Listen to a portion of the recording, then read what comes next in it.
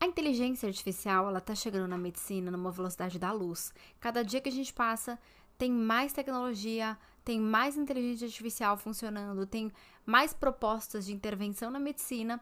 E será que isso é bom? Será que isso é ruim? E será que nós médicos estamos preparados para a transformação tecnológica que a gente está vivendo nos últimos anos?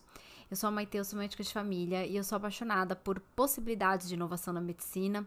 Eu sou uma médica que, apesar de ter mais de 30 anos, eu não tenho aquele pé atrás, sabe, com transformação tecnológica. Tanto é que meu mestrado é sobre medicina translacional, ou seja, incorporação de novas tecnologias na saúde. Então, no vídeo de hoje, a gente vai fazer um vídeo bem complexo, bem completo, que a gente vai avaliar várias nuances aí da inteligência artificial na medicina. Vamos falar de pontos positivos, vamos falar de pontos negativos e vamos falar de polêmicas. Então, fica até o fim desse vídeo que você vai aprender e muito sobre o que temos hoje na literatura científica sobre inteligência artificial na medicina e o que temos também de opinião. Foi feita uma pesquisa já, né, aqui no Brasil para a gente entender qual é a opinião dos médicos diante deste cenário. Então vamos lá. Inteligência artificial, gente, apesar da gente ter tido esse boom de ChatGPT e tudo mais, outras como o Gemini e algumas outras que não vão vir na minha cabeça agora, o ChatGPT ele é bem pragmático nesse exemplo. A gente pensa em inteligência artificial, já imagina um robô respondendo às dúvidas das pessoas, e quem atende em consultório já vem aquela agonia do paciente que antes era o paciente que vinha do Dr. Google e agora o paciente que vem do Dr. ChatGPT. Mas, gente, inteligência artificial, falei muito rápido, vai muito além disso. Muito, muito, muito além disso. Tenha certeza de que os chatbots, né, que são os chats que trazem alguns algoritmos, um certo machine learning, eles são apenas alguns pontos de possibilidades aí da utilização da inteligência artificial na medicina. E nesse vídeo, eu realmente preparei um roteiro bem completo. A gente vai falar até tanto da questão da perspectiva do profissional, quanto até do paciente nesse cenário da IA. Então, gente, primeiro de tudo, temos que ir aos fatos.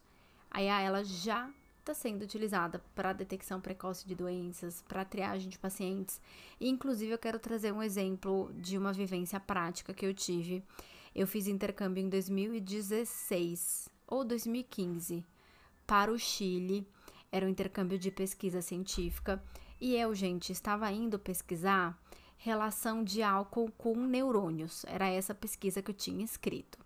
E aí, chegando lá, essa pesquisa tinha sido cancelada. Eu fui alocada a uma outra pesquisa que eu jamais teria escolhido na minha vida. Porém, assim, desde 2016 eu tenho a visão ampliada para esse tipo de tecnologia na saúde, graças ao intercâmbio que eu tive. Então eu fui parar, gente, num departamento de física. O meu tutor, meu professor, ele era um físico alemão, e o laboratório ele se chamava Cian Lab. Era um laboratório que ele trazia informatização e tecnologias na saúde. Era até um departamento mesmo de telemedicina. E eu fiz parte de uma pesquisa que ela já estava há muitos anos em pesquisa, né? Já estava numa fase prática de comparação, de aplicação prática, que era o desenvolvimento de um software para análise de espermograma.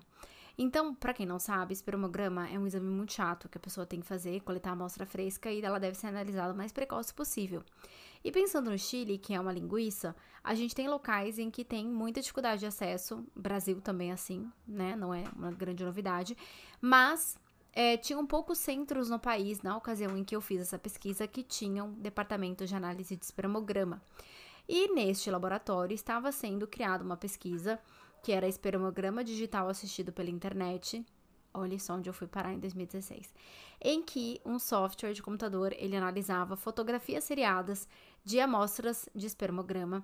E esse computador, esse software, é um algoritmo que estava sendo desenvolvido, ele laudava o espermograma. Já tinha sido feito comparação, né, com médicos na ocasião da explicação do meu tutor, e que estava indo no caminho certo. Vou ser bem honesta para vocês que eu não sei em que pé anda essa pesquisa, mas eu me lembro que já estava sendo até pensado na venda desse software para vários lugares. E, inclusive, essa era uma das pesquisas desse departamento de telemedicina, que tinha muitas outras ferramentas sendo desenvolvidas para agilizar diagnóstico médico, para interpretação e análise de diagnóstico por imagem. e várias coisas. Eu me divertia naquele laboratório, eu fiz muitas amizades, eu vivenciei coisas que ainda não eram permitidas no Brasil, e como o país, né, que, tipo, é nosso vizinho, ele já tá tão mais evoluído que a gente do ponto de vista de tecnologia, e o Brasil, é lógico, né, e espero, né, que possamos evoluir bastante nessa parte. Mas eu era uma estudante, estava lá, né, no meu internato da medicina, prestes a me graduar e tendo as minhas vivências de intercâmbio e conhecendo pessoas do mundo todo e amostras de espermatozoides de vários lugares em que eu fazia o desenho, né, a amostra ela era fotografada e eu tinha um tablet gigante em que eu desenhava. Eu vou até colocar, se eu relembrar, se eu conseguir achar algumas imagens, que, gente, tinha espermatozoides de várias formas que vocês podem imaginar. E esse era o meu trabalho. Por que eu tô contando isso pra vocês? Porque já em 2016, que vai fazer quase 10 anos, já tinham pesquisas com desenvolvimento de softwares para auxiliar na medicina. E isso se chama desenvolvimento tecnológico na saúde, inteligência artificial na saúde. É você criar, né, uma inteligência que não seja humana, que seja um software, que seja algo como, por exemplo, o programa em que eu estava fazendo parte da pesquisa, para que seja capaz de interpretar e analisar informações. Tá fazendo sentido para vocês? Vai comentando aqui também se você acha que antes de você ver o resultado desse vídeo, já comenta aqui. Você acha que a inteligência artificial, ela é uma parceria para o médico, ela é uma concorrência? Ela é algo que vai ser útil ou não vai ser? E aproveita, se inscreve nesse canal ou no podcast, que tem muita informação interessante saindo aqui para vocês. Estou determinadíssima em trazer conteúdo de qualidade. Então, gente, é isso. A inteligência artificial, ela tá aí. E ela tá cada vez mais se desenvolvendo. Mas a gente ainda sabe que existe uma grande resistência. Tanto no Brasil quanto em outros lugares. E existem duas principais ferramentas pela qual... Três, né? Vamos pensar duas. Vamos dividir em duas. Duas principais formas que a inteligência artificial ela pode ser utilizada na medicina. A primeira é para atividades burocráticas administrativas, e isso tem muito mais aceitação. E a outra é para a parte clínica de comunicação com o paciente. Aí já tem um pouco mais de resistência. E vamos ver até em quais departamentos administrativos pode ser utilizado, quais partes clínicas que a gente pode contar com o auxílio da inteligência artificial e também na conversa com os pacientes. Então, onde que a gente está hoje? Então, a gente tem vários algoritmos e machine learning e várias ferramentas de inteligência artificial pipocando por aí. E a gente tem alguns departamentos que ela pode ser utilizada, tanto para diagnóstico de imagem, então, detecção mesmo de alterações em exames de imagem. E a inteligência artificial, a depender do treinamento que ela tem, ela pode ou não correlacionar com a clínica. Detecção precoce de doenças e até propostas de tratamentos personalizados com base em coleta de informações sobre esse usuário. E eu vou dar um exemplo aqui que sai fora da medicina, mas só para você entender um pouco do que eu tô falando. Quando você entra no seu Netflix, no seu Spotify, você tem uma certa recomendação de conteúdo que seja do seu perfil. Na medicina seria mais ou menos a mesma coisa, ok? Lógico que a gente ainda não tem grandes publicações, tudo é muito novo, né, gente? Ainda não existem diretrizes da utilização da inteligência artificial na medicina. E até também formas de você também fazer essa análise de dados, estratificar risco cardiovascular, ajudar no diagnóstico precoce, com base em informações que são coletadas pelo usuário. Então, tem muitas ferramentas que podem se beneficiar, muitas áreas clínicas que podem se beneficiar da inteligência artificial, e a gente ainda está naquele processo em descoberta, né, da acurácia dessas ferramentas. Essas ferramentas, gente, às vezes eu fico dando um tapa no microfone, se ficar, ai meu Deus, um ruído, vocês me perdoem, tá? Tô me adaptando aqui, tô até com suporte aqui para ficar com esse microfone chiquérrimo aqui. Então, várias áreas que podem se beneficiar. Patologia, radiologia, medicina de família, clínica médica, cardiologia, enfim, vários departamentos. E temos uma pesquisa de opinião mesmo que foi feita no Brasil para entender a opinião dos médicos brasileiros. Foi feito pelo Medscape, foi entrevistado 1.279 médicos.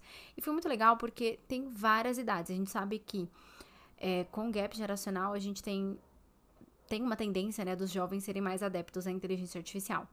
E as pessoas mais velhas um pouco mais resistentes. E eu, gente, eu estou na metade. Eu não sou nenhuma pessoa nova, tão nova, né? Já tenho aí um pouco de pavio queimado, mas também não sou uma senhora. E é muito legal porque eu tenho um pai que ele é médico há mais de 37 anos. E eu adoro trocar com ele essas informações de gap geracional. Inclusive, tem uma irmã que tá entre mais velha do que eu, e ela já pegou o desenvolvimento tecnológico muito diferente de mim. Eu já fui uma pessoa que, por exemplo, tinha computador na faculdade, levava tablet, e a minha irmã veio de uma era muito mais analógica, meu pai ainda mais. Então, às vezes, a gente fica trocando as informações. Mas essa pesquisa, vou colocar inclusive a pesquisa linkada aqui no vídeo para vocês. Nós tivemos uma pesquisa que a maioria dos médicos ainda desconhece, mas acha útil inteligência artificial. Então, 56% dos médicos brasileiros relatam ter pouco conhecimento sobre a medicina. E aqui, tô fazendo um adendo, abre aspas, minha opinião, que eu vejo que muitos médicos e muitas pessoas, elas correlacionam diretamente a utilização da IA com o ChatGPT. Esquecem que existem outras formas de você utilizar isso. Ou pensam em robôs atendendo pessoas, que também não é algo improvável. Já conheci cientistas que trabalham na criação de robôs. Eu não sei se você já assistiu o filme Elysium. Ele é um filme que tem, se eu não me engano, o Matt Damon e o Wagner Moura, o nosso ator brasileiro. E esse filme, e a Alice Braga também, uma atriz brasileira. Esse filme é maravilhoso, é o meu filme favorito da vida. E esse filme, ele mostra, né, uma questão do futuro distópico em que tem um público que vive num satélite que orbita a Terra, e é um satélite super rico. Mas, enfim, na Terra, que ficou o pessoal pobre e todo estrupiado, temos robôs atendendo as pessoas. E 59% dos médicos acham inteligência artificial relevante na medicina. 5%, é uma parcela bem pequena, fiquei chocada, achava que seria maior, realmente acham irrelevante. E aí, 35% acham relativamente relevante, é aquele público neutro, né? Não são nem detratores e nem pessoas que são promotores aí do método. E muito importante, né? Dadas as circunstâncias das novidades, né, que vão surgindo, apenas 10% dos médicos se sentem confiantes para utilizar essas tecnologias aí na prática clínica. Me incluo nisso, tá? Eu utilizo, já vou contar para vocês no quê. E 75% tem medo, na verdade, que a IA possa substituir algumas funções médicas no futuro. Gente, isso não é um medo, isso tá acontecendo mesmo, tá? Tem áreas da medicina que o número de seres humanos necessários vai ser imensamente menor e essas pessoas irão mais para a área de gerenciamento da tecnologia do que a parte braçal em si. Exemplo, radiologia, exemplo, patologia, né? Interpretação, análise de lâminas. Muitas inteligências serão capazes de fazer o trabalho e o médico humano ele vai entrar mais para corrigir erros ou para treinar esses algoritmos. E digo isso porque eu tô vivendo isso lá desde 2016, em que eu vi isso sendo feito no Chile, que eu contei pra vocês minha história. E quais são as principais preocupações aí dos médicos? A precisão da inteligência artificial, é lógico, né? Uma coisa nova e ainda realmente precisa ser muito refinada, ainda mais trazendo uma inteligência que consiga interpretar dados científicos, evidências científicas. A gente já vê que o próprio ser humano ele é extremamente falho. Às vezes eu confio até mais na inteligência interpretando o artigo do que o próprio ser humano, a depender do ser humano. A responsabilidade ética é algo que a gente vai ter que regulamentar. Urgente. Tanto órgãos autarquias, né, que regulam e coordenam médicos, especialidades e outras profissões da saúde, enfermeiros, nutricionistas, mas também o próprio governo, né? A inteligência artificial é um meio muito novo e que ela pode ser muito danosa se ela não for utilizada da forma adequada. E também a privacidade de dados, né? Se a gente pensar na inteligência artificial para escrever prontuário, para interpretar exames e para até responder dúvidas a depender, a gente precisa garantir que esses dados sejam seguros. E apesar de que a internet ela é um meio que ela pode ser tão mais seguro, mas também um pouco menos seguro por conta dos dados em que estarão armazenados numa nuvem. Mas eu acho que existem formas de você manter um conteúdo muito seguro e criptografado na internet até melhor do que, enfim, um papel que ele pode se perder e pode se extraviar. E aí uma coisa muito interessante, nessa pesquisa foi perguntado em que tarefas você utiliza ou já utiliza no seu trabalho a inteligência artificial. 20% relatou pesquisa de doenças e problemas de saúde, 12% realização de tarefas administrativas, me incluo nisso, tá? Eu uso praticamente exclusivamente para tarefas administrativas, agendamento de pacientes, achei interessante. Esse que achei perigoso, elaboração de escalas em equipe, 8%. predição de prognóstico 5%, suporte ao tratamento de doenças 4%, elaboração de anotações clínicas após exames. Eu utilizo para isso também, tá? Eu utilizo uma inteligência que me ajuda no prontuário. Preenchimento de prontuários aí 8% e comunicação com pacientes. E muito legal que foi também pesquisado se eles se eles considerariam utilizar ou não as pessoas que não utilizam. Então, pesquisa de doenças e problemas de saúde, 70% diz que sim. E, gente, qual o problema? As pessoas acham que o médico ele não pode nunca mais consultar e pesquisar algo na vida dele, sendo que a gente tem inteligências artificiais, como, por exemplo, a Open Evidence, que ela é maravilhosa. Você bota lá tua dúvida clínica, ele responde com artigos, ele responde com as próprias evidências para você ir lá pesquisar. Eu super utilizo e acho maravilhoso. E 11% não consideraria usar para pesquisa de doenças e problemas de saúde. Tarefas administrativas, a gente vê que dispara aí de pessoas que considerariam utilizar, porque tarefas administrativas é algo que rouba muito tempo do médico, atrapalha muito o médico, então, sucesso. Aí, predição de prognóstico, 63% utilizariam. Suporte ao tratamento dos pacientes, acho que fica um pouco ambíguo e amplo, né, a interpretação do que seria isso. Mas, elaboração de anotações clínicas após exames e preenchimento de prontuário, né, uma porcentagem bem interessante, então 69%. Elaboração de escalas, gente, 72%. Nunca trabalhei com elaboração de escalas, tá, como médica. Só escalas de aulas, né? Nunca escalas de atendimento. Mas me dá um nervoso, porque eu acho que é algo que se falhar traz tanto problema, que enfim. Mas o que a gente nota é que existe uma predileção e uma maior aceitação da utilização da inteligência artificial para fins administrativos do que fins clínicos. Então, a gente tem maior rejeição dos médicos atualmente, principalmente no Brasil, para a utilização para fins clínicos ou de comunicação.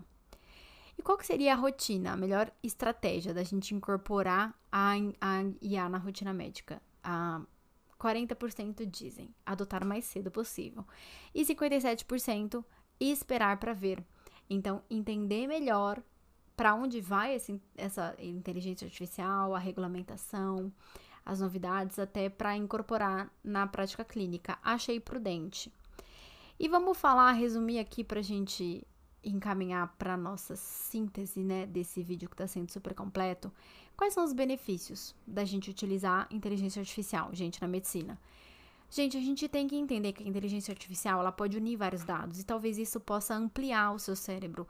A gente tem que parar de olhar para inteligência artificial como uma forma de substituição e sim de ampliação, de você poder aumentar ainda a tua produtividade, aumentar ainda o teu conhecimento clínico, então realmente ter uma maior precisão diagnóstica, ter mais informações, se atualizar, né, inteligências artificiais que podem ir te mandando artigos da sua área. Otimização de tempo, minha gente, pelo amor de Deus, tarefas administrativas custam muito tempo. E eu acho que tem tempos que eu poderia, né, tem minutos e momentos que eu poderia estar dedicando mais a atenção e a coleta de informações desse paciente do que a trabalhos burocráticos. É uma das ferramentas que eu utilizo hoje, né? Eu utilizo um prontuário que ele me ajuda a escrever. E também a gente pode ter dados mais personalizados que pode ser super útil para o nosso paciente, gente. E temos, óbvio, né, muitos desafios, muitas limitações. A gente precisa de regulamentação, de uma transparência, o que a gente não tem hoje na questão dos algoritmos. Como que esse algoritmo foi elaborado? Quais evidências que ele utilizou? Qual a amostra de pessoas que ele utilizou para obter esses dados, para ter esse learning dessa machine, dessa máquina? Muitos viés de dados, né? Até porque a gente está falando de algo que é extremamente novo e que ainda falta realmente uma regulamentação de como que a gente vai obter esses dados. E, gente, um dos desafios, mas é inevitável isso hoje, que é a dependência de tecnologia. Então, a IA, para você utilizar a IA, você vai precisar de tecnologia e você vai precisar de internet e você vai precisar de um dispositivo que te conecte com a IA. E a gente ainda não tem implantação de IA por chip cerebral. Você vai ter que entrar na internet mesmo, abrir o seu Open Evidence, abrir o seu ChatGPT, o seu Gemini, abrir o seu Gama para você fazer aula, enfim, abrir o teu bot que você criou, abrir o que você está precisando.